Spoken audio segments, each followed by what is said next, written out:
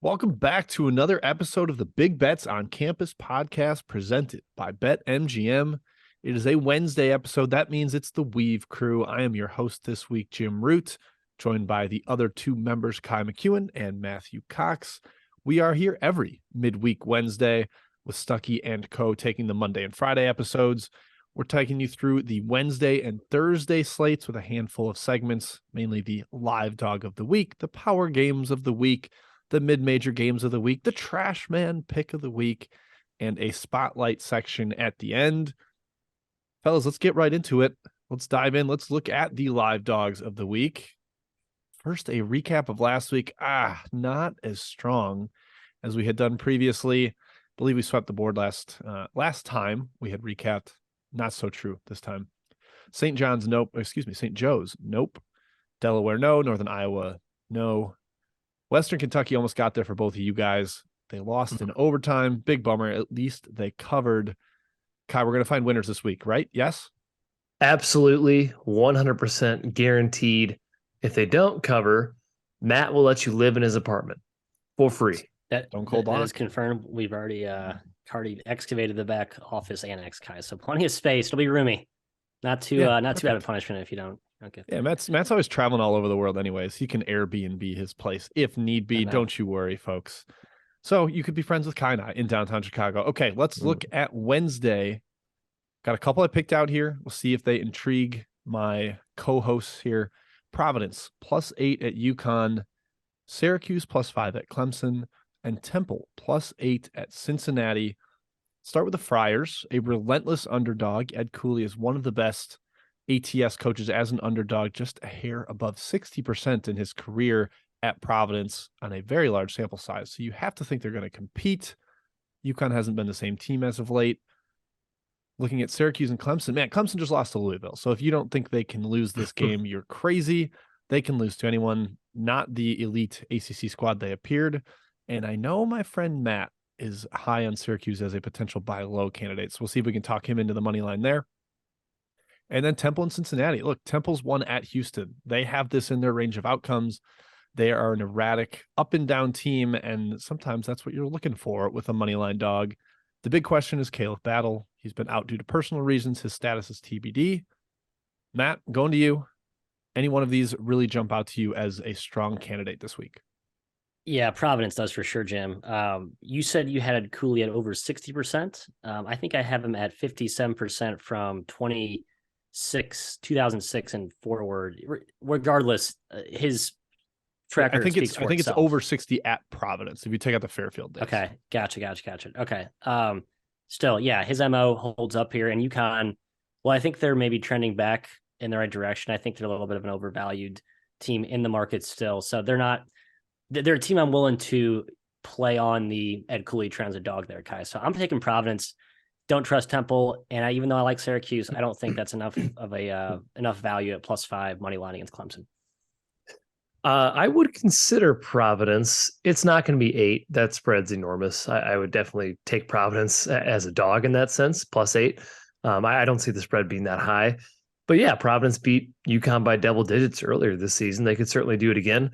I'm not going to endorse it officially for the show money line. I do like Temple if Battle is in the lineup, because when Battle and Dunn are on the court, no one can really stop them. They're two of the best guards in this conference, the American.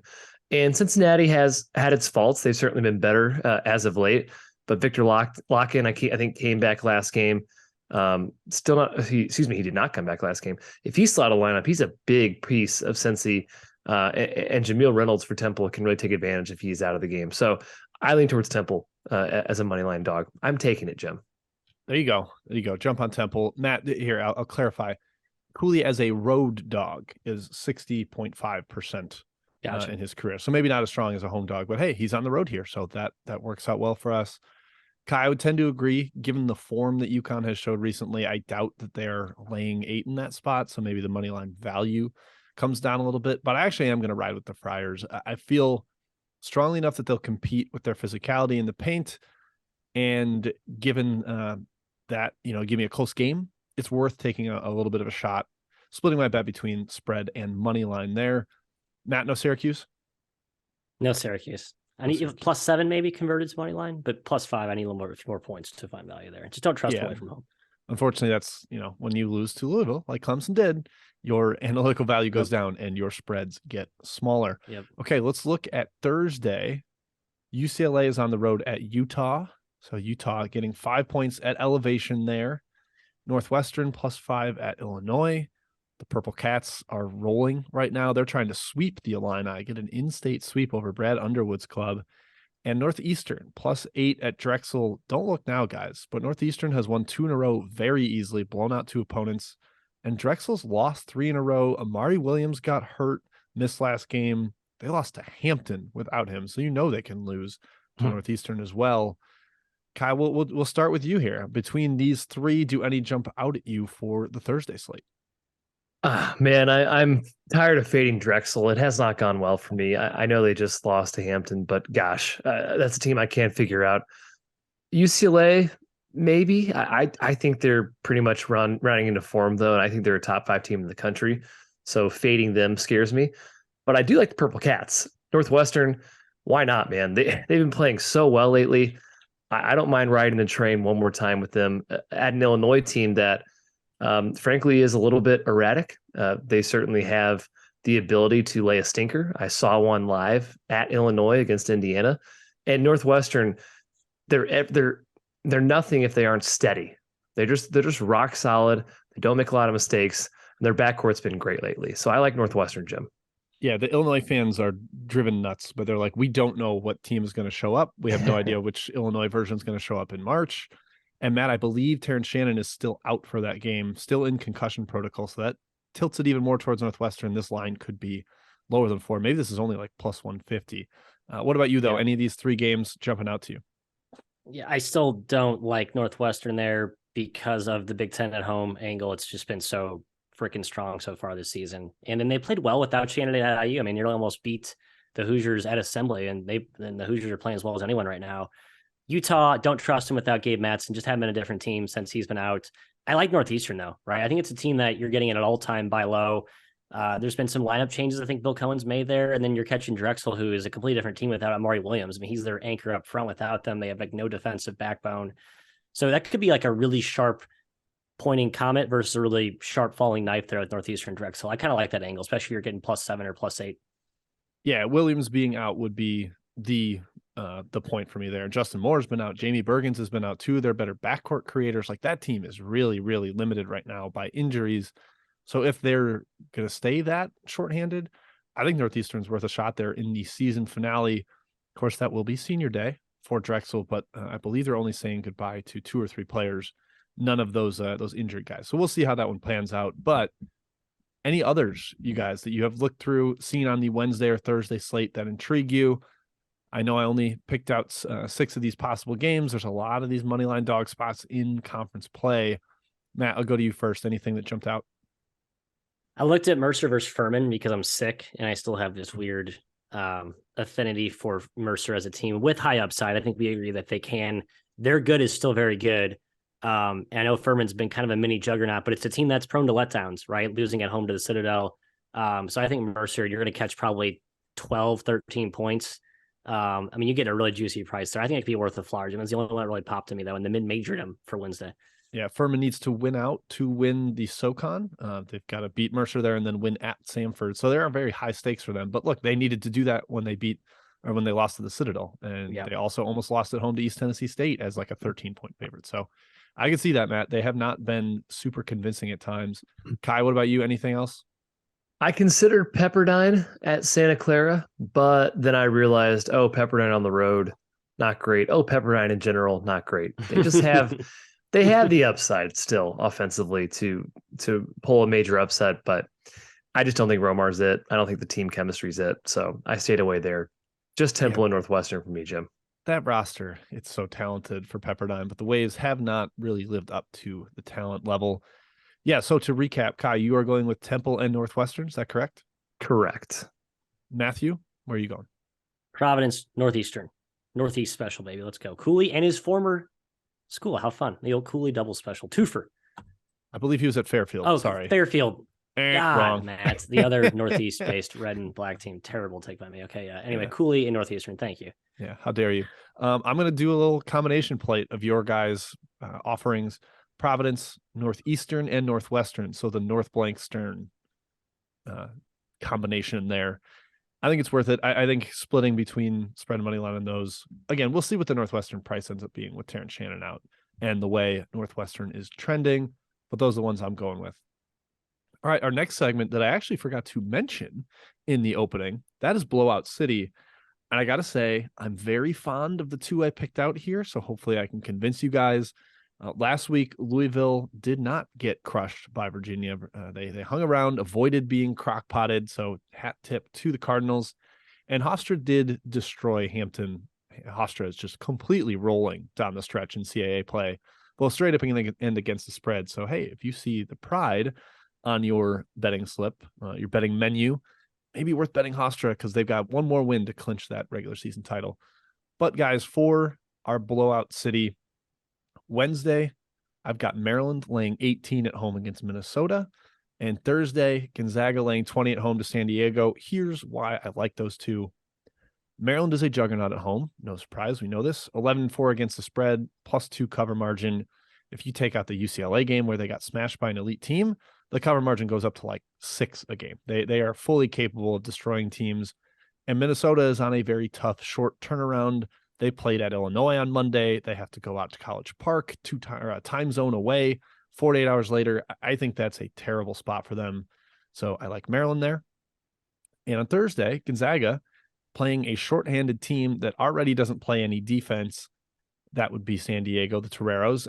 And Gonzaga still has the implications of the tiebreaker atop the WCC, which is the net. They're trailing St. Mary's in the net by a few spots. So a blowout win really, really benefits them. There's the incentive. Matt, I found 2 favorites that I like. Do you side with either of them? Here's why I don't like Minnesota. Dawson Garcia's back. They've been a different team with him back.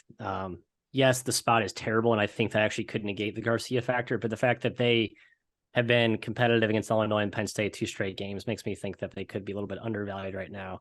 So I steer clear of that one. Gonzaga still feels too many for a defense I don't all the way trust. I know San Diego won't be able to guard the Zags. Worry about the Zags letting the foot off the gas. The one I do like, Jim, off the board, if I may, Drake hosting Illinois State, who's been a dumpster fire lately, and Drake has been the mini juggernaut that we saw in the non-con 2 seasons ago.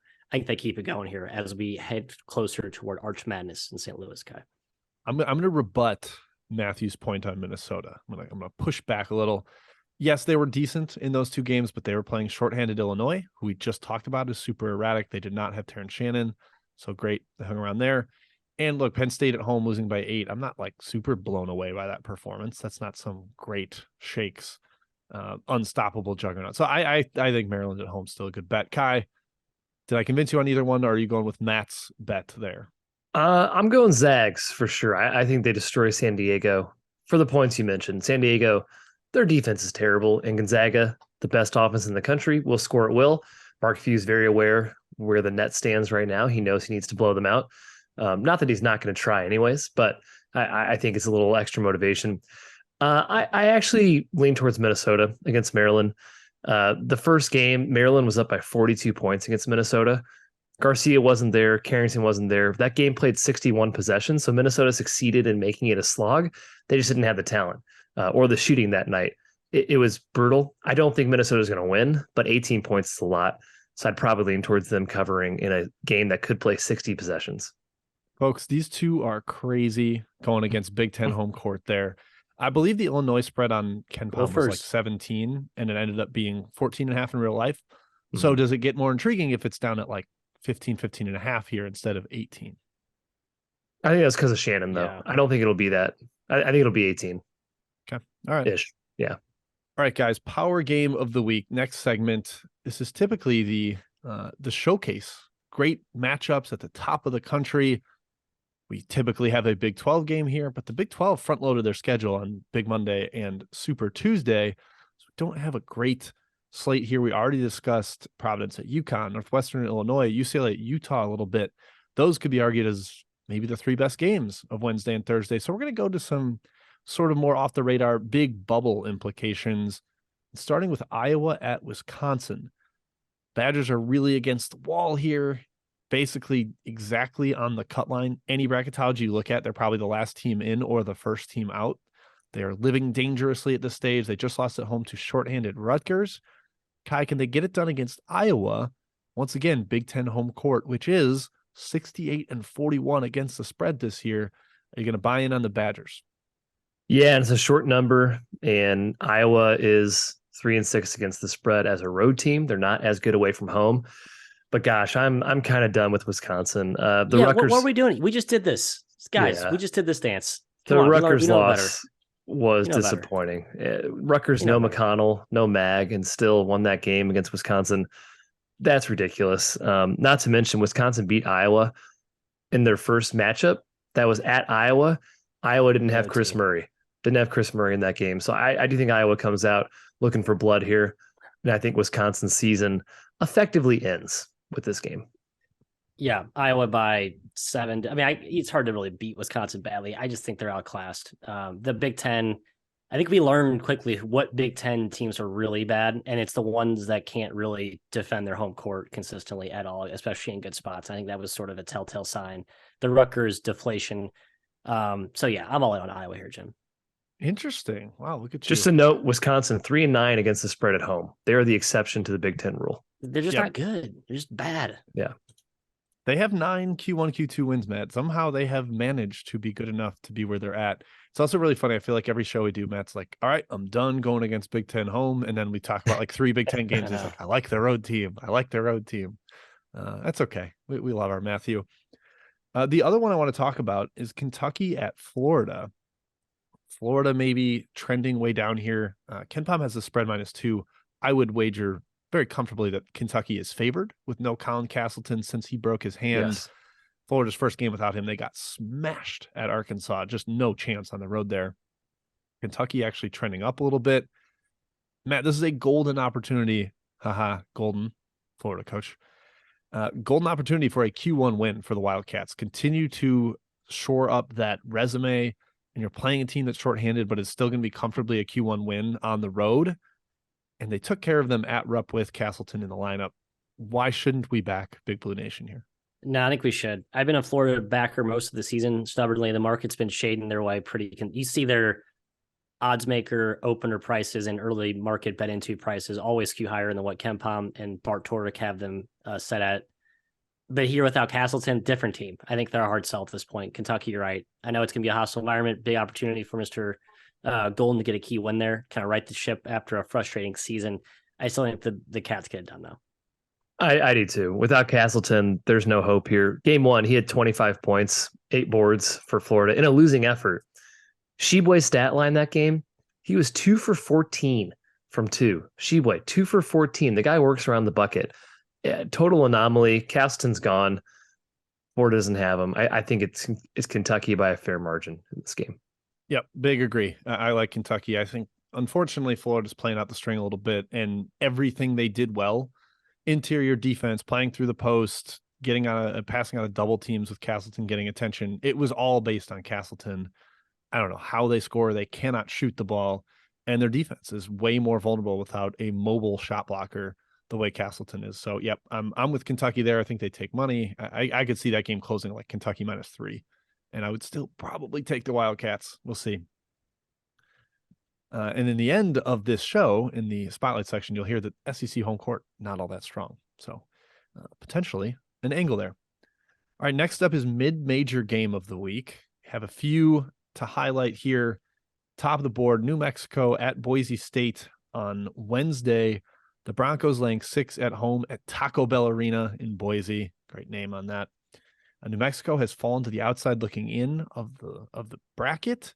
They need wins here. They need to pick up a big one on the road. Marcus Shaver's back, hitting huge shots, doing what he does down the stretch. Kai, which team are you backing here in the Mountain West? Oh, man. I hope New Mexico wins this game, frankly, because I want them in the tournament. They were without Jalen House for 2 games. They dropped both those games. Now, you shouldn't lose at home to Wyoming even without House. That was a terrible loss. Even at Air Force is a pretty bad loss. I hope they get the win here. They have the firepower to do it. And I think if they drop this one, certainly 3 games going forward, but if they're hovering around 500 come selection time in the Mountain West, I don't think the committee is going to look kindly on that, especially when you're going to take at least 3 other Mountain West teams right now. So New Mexico kind of needs this one. I am leaning their way, Matt. Yeah, I think if they win this game, though, it just puts more spotlight on the with and without Jaden House thing. So I think they could be like a slingshot effect in the committee's eyes if that eye test does come into play. I mean, they're all in for this game at Boise, and they have San Diego State at home this weekend. They're going to get one of these two. They have to get one of these two. They've been a different team at home this season, no question about it. But I think they've been good on the road as well. They haven't been like this complete, one-sided, only protect your home court, can't translate it on the road. I think they actually get this done. It's a team that's still undervalued, right? They were undervalued early in conference play. They were, I think, undervalued now because they were without House. I think 6 is too many. I think the Lobos on the road. I agree, Matt. They actually have been really solid on the road. One at San Diego State, one at St. Mary's. Should have won at Nevada if not for a ridiculous flagrant call in the final minute against Morris Udeze in overtime. So, yeah, I actually will be betting New Mexico. That's potentially a money line live dog of the week as well, guys. Could have been brought up in that section. New Mexico 5-1 against the spread on the road, plus 13 cover margin. Plus 13. That's really high. good. That's a lot. Mm-hmm. Yep. And they just smoked San Jose State, getting Jalen House back. Yep. Just a totally different team with him in the lineup. All right, on Thursday, the other mid-major game we're going to highlight, North Texas at Charlotte, laying 1 in Conference USA. That is the spread per KenPom. A grinding tempo game, 2 teams that really like to play in the half court, 113 projected points per Mr. Pomeroy. But North Texas has climbed into the at-large picture. They are hanging around. This is a Q2 win opportunity. Charlotte fairly comfortably in quadrant 2 on the road here. Kai, does North Texas start to solidify at least a somewhat of a case to make the committee think about them on Selection Sunday? Yeah, it's kind of awesome. They're in the field discussion right now. They have 23 wins. If they beat Charlotte tomorrow, or Thursday rather, and then finish up with winnable games, Middle Tennessee, Western Kentucky, 26 wins in that top 50-ish KenPom mark. That's going to be really tough to keep them out of the tournament. I forget always what the win record is for teams that have missed the dance, but if North Texas grabs a couple of Conference USA tournament wins as well, say 28 wins, Matt, I think there's a real chance they get in. And we always said Conference USA should be a 2-bid league anyways this season with FAU. So I'm hoping they get it done. I do like them against Charlotte. I do too. Yeah, I mean, Charlotte's last couple of games, right? They played Louisiana Tech without Kobe Williams, who's basically just a totally different team. Needed overtime to beat Western Kentucky, who's been sort of a disappointment this season. He got blown out by North Texas the game before that. So, yeah, I like North Texas here. I know there's some revenge, I guess, but I think the Mean Green get it done. Can we just highlight that the first game between these two, Matt, you just mentioned, had 47 possessions? Oh, my gosh. 47 possessions in 40 minutes. It's like in black font on KenPom's site because it's so bolded. It's so it's an outlier. It's not even almost physically possible. It has to be the slowest game of the year. I mean, teams taking almost 30 seconds every time the shot clock, every offensive rebound, they pull it out and take another 20 seconds. That is ludicrous. 47 possessions. North Texas, super comfortable at that pace. I like them as well. I think they get the win on the road. They scored 1.43 points per possession in that game, North Texas. And only hit 67 points. But it's like, ridiculous. This was a juggernaut of an offensive performance despite only scoring 67 points. Yeah. Totally absurd. If you have morbid curiosity about that, I think that game is also worth watching there if you have a chance. Mm-hmm. Yeah. 2 of the slowest 3 teams in the country by tempo this year. Yeah. Ludicrous. 47 possessions. That's insane. I can't even fathom it. All right, let's go to the trash man pick of the week after we discuss the slowest game of the season. This will not be a slow game, but I'm giving mid-majors a break here. We've kind of dunked on the OVC and the NEC over and over again in this section. Matt, I'm going to dunk on St. John's and Georgetown. St. John's laying 5 on the road at Georgetown. There won't be much defense in this game, so hey, at least there's points, but it's a trash man pick of the week because I don't think either coach is going to be employed in a month. So that's why I'm kind of throwing both these two to the Wolves. Do you see anything interesting about this matchup? I like St. John's. They've been semi-competitive. I'll put underscore the caveat there. But the last 3 games, David Jones back, beat Providence at home, beat DePaul in double OT on the road, and lost to Creighton by 10 at home. Not exactly a great effort, but not incompetent Kai or Georgetown. Yes, they just beat Butler at Butler. I still think they're a worse team than St. John's with David Jones back. Yeah, I'd lean towards St. John's as well.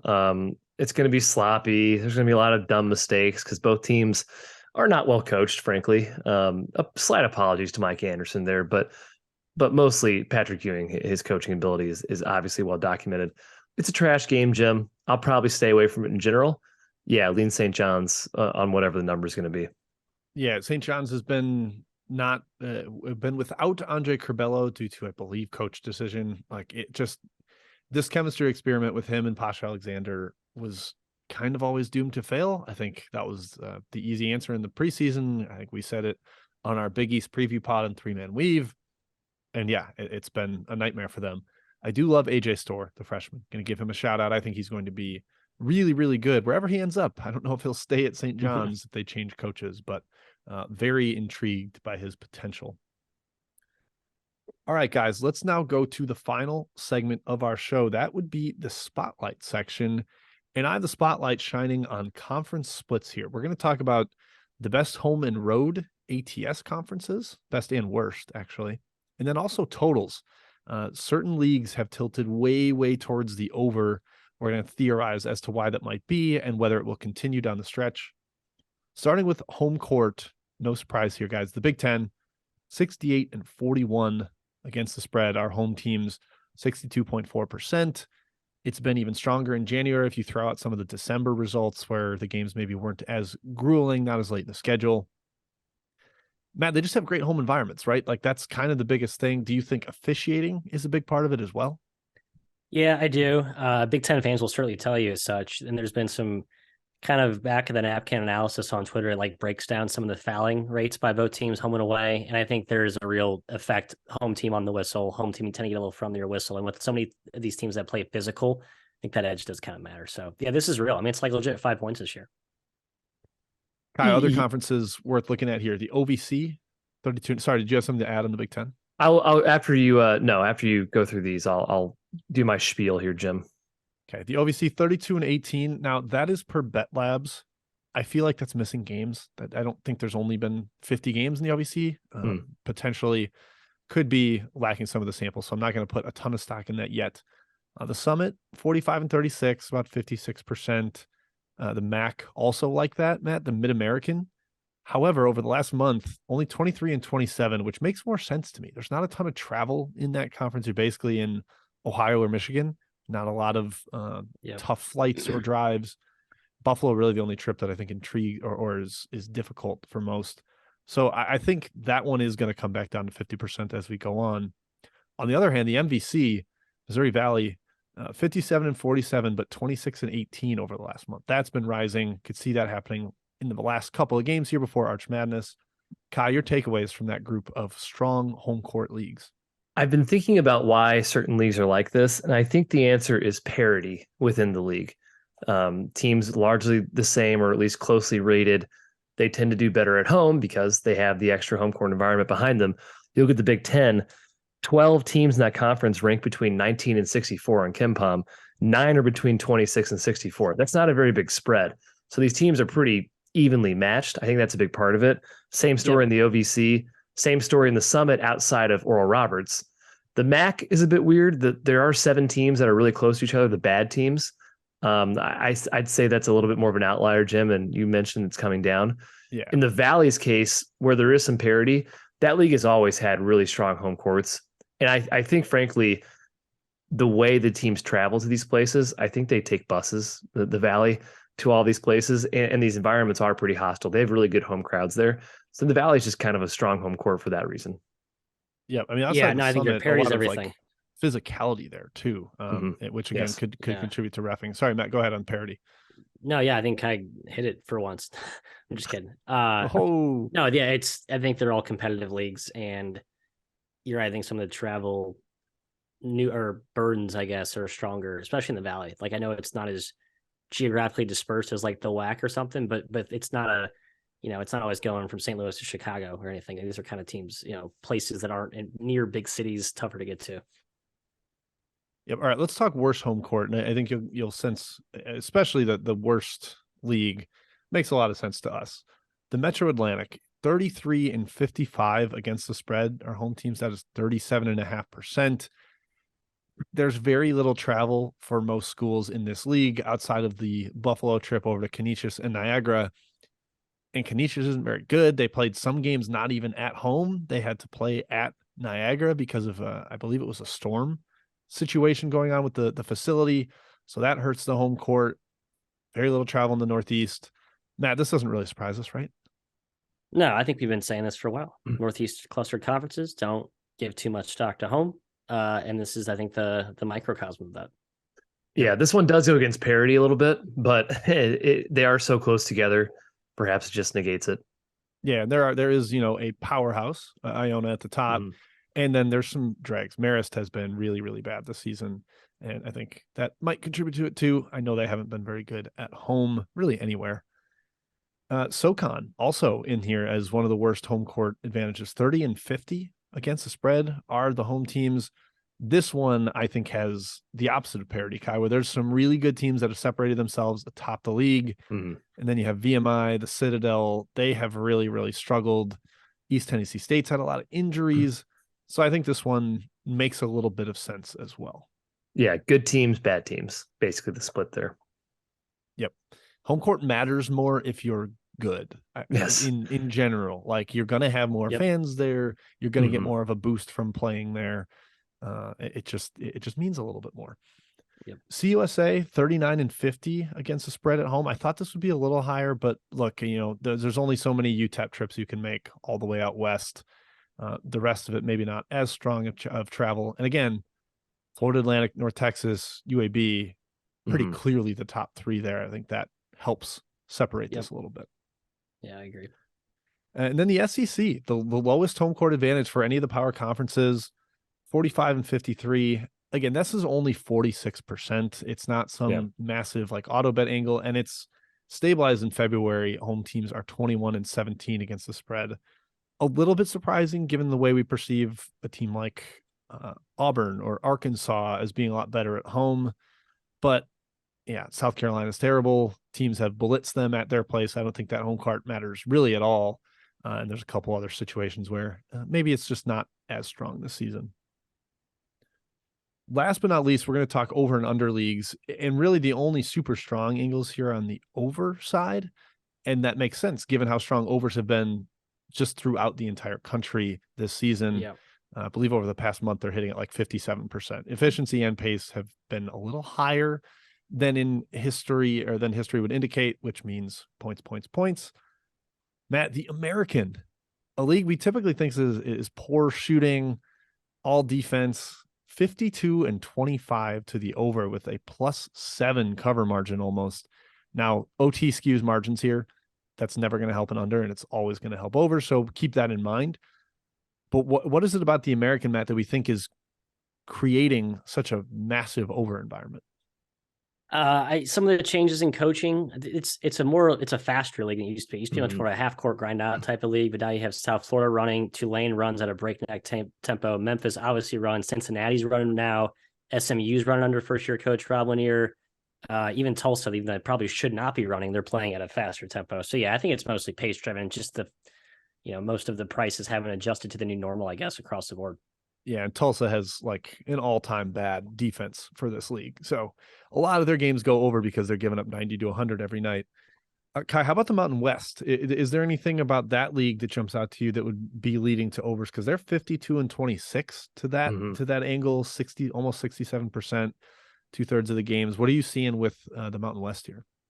It's efficiency for the Mountain West. They are 6th in the country in efficiency. They still play at one of the slowest tempos, but defenses have been poor in this league. Offenses have been much better for a lot of the teams across the league. And if you think about it, if these teams all play small low tempos, the totals are going to be lower in these games. Tend to be easier to cover a low total, especially with late game fouling if games are close. Teams have been more efficient in this league, so that's driving the Mountain West overs. Yeah, the Mountain West top 5 nationally in 3-point percentage, 2-point percentage, and free throw percentage. Yep. A lot of shot making there. I think, Matt, you mentioned coaching changes. Utah State bringing in Odom is a really big shift towards overs, just among some of the other ones. And Fresno has, maybe been a little bit more over than in past years. So that one, I'm kind of looking to see if it'll continue down the stretch. I don't know if they've fully baked in that efficiency quite yet. The other two leagues to mention, CUSA, OVC. CUSA at about 60% to overs, kind of similar to Mountain West, where I think there's some slow teams that have been a lot more efficient than expected. And then OVC 31-19 to the over. Again, I still think that is not enough games for that league. I don't know why there's only 50 there. Yeah, short on games, but also everyone plays at a breakneck speed except Moorhead. There's like 6 teams in the top 80 or something in tempo this season. They just run. And coincidentally, Kai, who's in first place by 2 games in that league? It's Moorhead. It's Moorhead, Jim. Slowing everybody else down, making them play their game has worked out very well for Preston Spradlin there. The under leagues, Matthias, the Pac-12, 44-56. Again, these are not super strong, only like 44% for each of these leagues, but at least worth noting. The Big East, 40-50, the Metro Atlantic, 42-49. Any takeaways from you, Matt, on that? Or are you just kind of saying, look, none of those are strong enough to be anywhere close to auto bet, so I'm just shrugging? I kind of felt like Pac-12 as an under league makes sense to me. I think I actually wrote that down somewhere. Just like the way USC, Washington State, even this year's version of Oregon and UCLA with their rebolstered size up front. I guess they're younger, but emerging size. It does feel like an under league. I think there's a lot more rim protectors, and the offensive firepower hasn't quite lived up to snuff. Arizona State, I think, look at their basic identity shift this season, one of the largest in the country. Oregon State, Stanford, Washington, these are teams just kind of muck it up. So I kind of understand that. Also, the junky defenses tends to deflate pace a little bit too. So Pac-12 on a good under league, I think that's a sustainable angle to maybe keep an eye on. Yeah, Mr. Pomeroy's website by conference doesn't have average height, but I would venture to guess that the Pac-12 is the tallest conference in the league. It is number 1 in block rate, and teams are not making threes in that league either. 30th nationally in 3-point percentage. So they can't score inside, they can't score out. That's why they're 29th in efficiency. That is a problem. All right, that pretty much wraps it up, guys, for this week's episode of Big Bets on Campus. We could do a quick recap of what we have as bets from this week. For the live dog of the week, I went with Providence, Northeastern, and Northwestern. Kai had Temple and Northwestern, Matt Providence or Northeastern. So some overlap there. Blowout City, I'm riding with Maryland and Gonzaga to get big blowouts. I think these guys only agreed really on Gonzaga. Matt, you like Drake's, correct? Drizzy Drake, blowout of LA State. There we go. Power game of the week. We were split on Iowa at Wisconsin. Not much to say there. I think both these guys liked Iowa to prove Wisconsin is a fraud, kick them out of the tournament. And we all agree Kentucky at Florida, as long as you don't get something crazy like laying 4.5 or whatever, with no Castleton in there for Florida and Kentucky trending up. And Kentucky's worth a look. Mid-major game of the week, Matt, like New Mexico. We both kind of like North Texas. Not a lot going in the trash, man. And in Spotlight, remember to look at Big Ten home court, potentially some American and Mountain West overs and Pac-12 unders. That's what we're zeroed in on for the week. That wraps it up for Big Bets on Campus for this Wednesday episode. Thank you to BetMGM, our sponsor. For Kai McEwen, Matthew Cox, I am Jim Root. We're the 3-man weave. We'll be back next Wednesday. Good luck with your bets.